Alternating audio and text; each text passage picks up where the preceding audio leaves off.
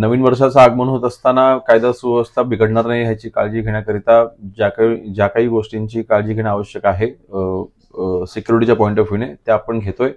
Mumbai police हे नेहमी प्रख्यात राहिलेली आहे सिक्युरिटीसाठी आणि आपले इंटेलिजन्स देखील आपलं स्ट्रॉंग आहे.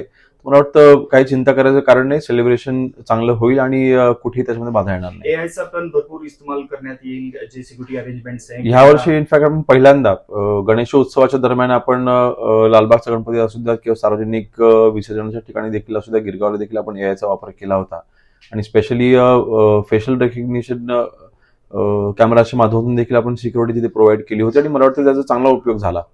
आणि त्याचा आपल्याला माहिती आहे की शेवटी देशभराच्या गुन्हेगारांचा डेटा आपल्याकडे असून त्याचा चांगला आपण उपयोग करून घेतोय आणि अशा सगळ्या म्हणजे अत्याधुनिक तंत्रज्ञानाचा वापर करून कमीत कमी मॅनपॉवर वापरून आपल्याला कसं सिक्युरिटी प्रोव्हाइड करता येईल अशा प्रयत्नामध्ये मुंबई पोलीस ही नक्कीच मागच्या काही काळामध्ये यशस्वी झालेली आहे. त्याचा वापर करून 31st देखील त्याचा उपयोग केला जाईल.